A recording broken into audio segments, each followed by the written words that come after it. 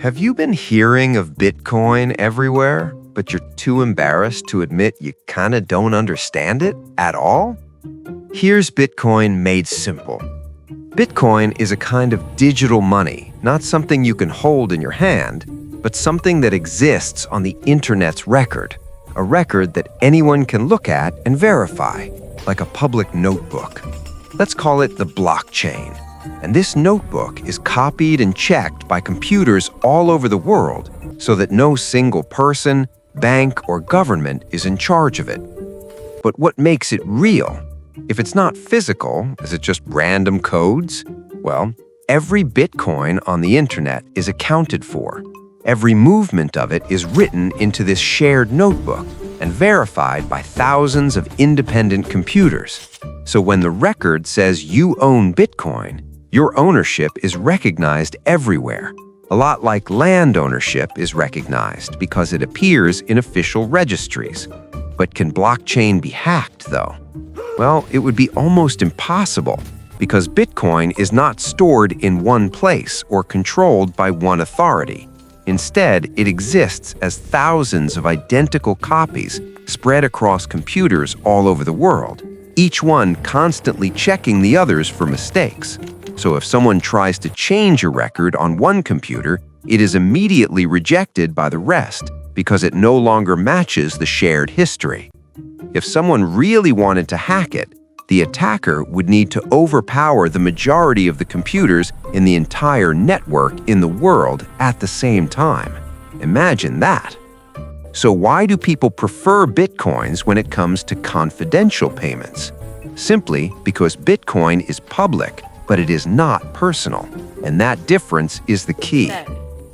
Since every movement of Bitcoin is recorded and visible in the public notebook, anyone can see that some Bitcoin moved from one place to another at a certain time in a certain amount.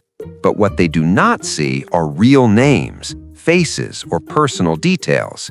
Instead of names, the notebook only shows long strings of letters and numbers called addresses, which helps protect the person behind it. Long story short, the system recognizes movement, not identity. It's a little like watching cars move on a highway from far above. You can see that a red car went from one exit to another, but you do not know who was inside the car, where they live, or why they were traveling. Unless someone openly tells the world, that car is mine, the movement stays disconnected from a real person. In traditional banking, it is the opposite. Your transactions are hidden from the public, but fully visible to banks, governments, and institutions that know exactly who you are, where you live, what you earn, and what you spend. Bitcoin shook the world by flipping this model. It opened the record to everyone, giving you far more control over your identity instead of the government. Now, the next question, are there infinite Bitcoins out there? No! God, please, no! No! No! No, that wouldn't make it valuable. Most things valuable to people is limited in supply, and therefore, so is Bitcoin.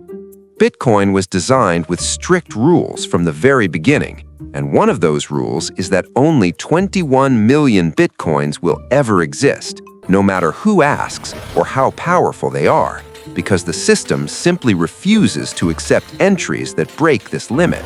It's set in stone. Therefore, trying to create extra Bitcoin would be like trying to convince a calculator that 2 plus 2 equals 5, because the system runs on math, and math does not bend. So where can you buy these limited Bitcoins? Do they go up for auction, like rare paintings? No, it's simple. You can buy Bitcoins on online marketplaces called exchanges. They function like digital money shops, where you can trade regular money for Bitcoin. But remember, like stock prices, Bitcoin prices also rise and fall, and the price you see rising and falling is determined by supply and demand. It's driven by human emotion, trust, fear, excitement, hope, and panic, all meeting in the same global market at once. This is probably why Bitcoin is known for its volatility. To track this value, you can just Google it. much like watching the price of gold or foreign currency. So, suppose you bought some Bitcoin, where would you store it? Just like in the real world, we also call it a wallet. Think of it like a digital safe that holds your private keys. These keys prove to the blockchain that the Bitcoins really belong to you.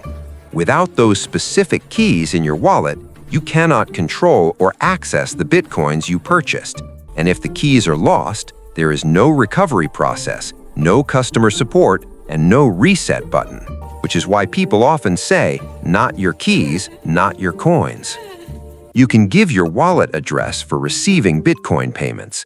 Similarly, if you want to send someone some Bitcoins, ask for their wallet address. So, is Bitcoin guaranteed to safeguard your personal information? Only if you are careful with it. If someone connects an address to a real person through exchanges, careless sharing, or investigation, then past movements can be traced, which is why people who truly care about privacy must act carefully.